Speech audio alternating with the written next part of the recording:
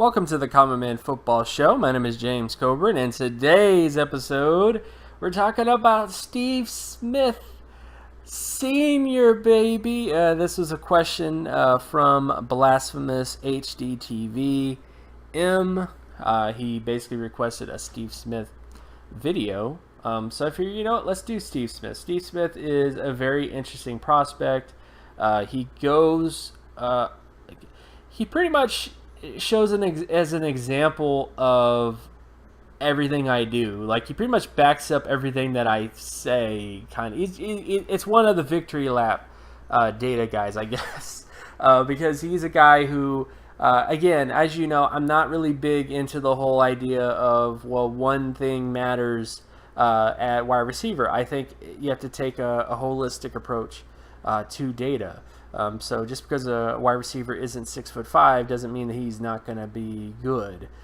Is essentially what I'm saying. Usually being a really good wide receiver takes into account a lot of different factors, a lot of different variables. And in Steve Smith's case, it was very clear, based on his production, based on his athleticism, that he had many of the markers that were necessary to become a very high-impact NFL wide receiver. And not only that, he became it.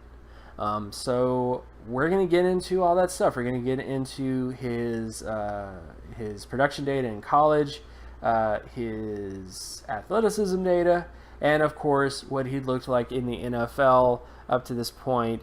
And is he a Hall of Famer? Which I think is a legit sort of question to ask, because he is a wide receiver who performed well enough to be considered for the Hall of Fame, but that is sort of a question to kind of unwrap and kind of examine when it comes to his profile. So for those that aren't very familiar with my work, all the terms that I don't really think you'll be familiar with, I'm going to put in the description. So things like offensive market share, if you're not very familiar with that term, I'm going to put the term in the definition there. Explosive lower body strength score, speed score, flexibility score, stuff like that. I'll put it in the description as well. So if you're new to my stuff, you can just check that out. You could also watch any of my past videos as well, where I kind of go into more detail on a lot of these sort of points. So with all that out of the way, let's get to Steve Smith in terms of what he looked like in terms of college, his athleticism data, and of course how he looked in the NFL up to this point. So starting with Steve Smith, when it comes to his college production data, he had a 91.27 passing yardage market share production score. According to all my data since the 1969 NFL draft class, pretty much the majority of five-time All-Pro wide receivers had at least an 85 or higher when it comes to that passing yardage market share production score. Three-time All-Pro, same difference, 80 or higher, 68 or higher for three-time Pro Bowl. And long-term starter, the vast majority of long-term starters during that time span was 58 or higher when it comes to that particular data point. And taking all that data into account, it's pretty clear that Steve Smith, based on his production in college, again, his market share data in college, he had all of the traits that you're looking for when it comes to a guy to become a potentially high-quality NFL wide receiver. From the very get-go, he showed signs of being a very special wide receiver based on his data, with the exception of just not being very tall. Then when you get to his athleticism data, and this is his explosive lower body strength score, speed score, flexibility score, he had a 62.45 explosive lower body strength score, 75.90 speed score, and 18.89 flexibility score. Based on my data as well, what you should know about wide receivers is that you just need one athleticism trait that is above 54 or higher when it comes to athleticism data. And in Steve Smith's case, he had two. He had above average explosiveness, and he had above average speed for his size. So coming out of college as well, he had Pro Bowl to All-Pro athleticism traits. And two, but all as well. He didn't just have one; he had two. Even if he was slow, he would still be a guy to consider as a All-Pro, Pro Bowl sort of potential guy. And he had two. He had explosiveness and he had speed. So coming out of college, I would have rated Steve Smith. If I was using this data back then, I would have rated Steve Smith as basically a Pro Bowl to All-Pro potential wide receiver, because he pretty much hits every single data point that you need to hit when it comes to production and when it comes to athleticism at the position. And then we get to his actual NFL production. Steve Smith has been an amazing wide receiver, tremendously productive in every single facet of his profile. Has a very, sort of steady pace in his career. He definitely took a bit of a dip once he hit 34 years old and beyond, and then of course, 37, he kind of took another sort of dip.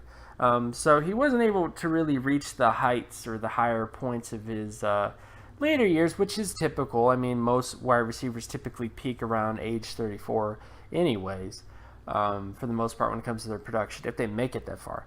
But the basic thing I would say is for as long as Steve Smith's career has been around, he's had at least 9 performances with a 90 percentile or higher season.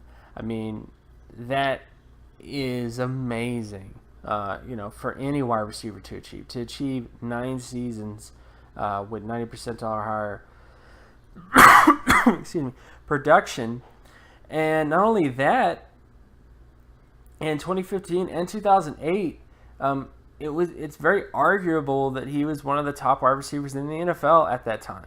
He had a 99.96 overall market share score in 2005 and a 2008 score of 99.87 out of 100, which is pretty much, that's like a top wide receiver performance in pretty much any era that you're talking about. So Steve Smith has been a very good wide receiver in terms of production. He's had 9 performances in the 90 percentile higher range. And on top of that, he's had 2 performances in particular where he was one of the best performing wide receivers in terms of production in the NFL. If that isn't a Hall of Famer, I don't really know what is. I mean, a lot of wide receivers don't really hit this, they don't really hit this much sort of area of production.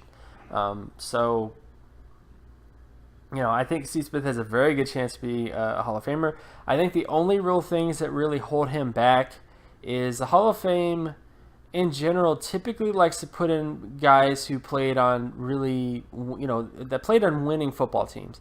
If they went to a Super Bowl, if they were in playoffs a lot, guys like that are typically the types of wide receivers that get into Canton. Over guys that were really good wide receivers who just happen to be on bad football teams. I don't agree with it because I think a lot of times you're just putting in wide receivers. I mean, there were certain eras in particular where they were putting in wide receivers or players in particular who were just on a very good football team, and that was the only reason why they put them in. But I do think there is some hope in that the NFL, with recent inductions of guys like Curtis Martin and Jason Taylor, and guys like that, I think there is some hope that they're kind of they're kind of softening up their approach a bit when it comes to inductees.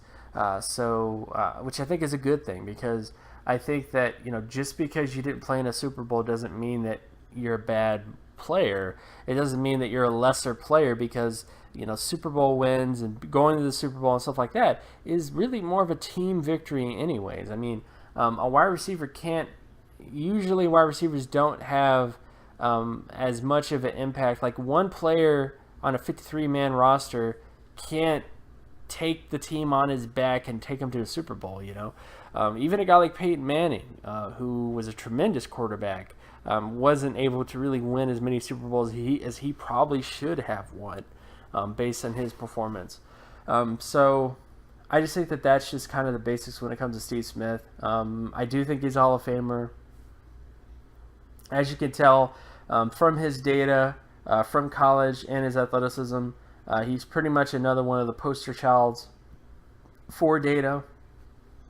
He basically proves time and time again that you should be looking at this data. You should be looking at this information because it helps you as an evaluator. It gives you questions that you don't like to ask. We get so caught up in groupthink about players that we don't actually stop and start to question, well, should this guy be the top wide receiver? Because I think that there's too much of this sort of buying into guys just based on, again, strength of schedule, based on the team that they played on. They played at USC, they played at Michigan, they played at Alabama, all these other sort of places. When you have guys like Steve Smith, you have guys like Antonio Brown, you have all these other sort of wide receivers who perform really well in terms of production.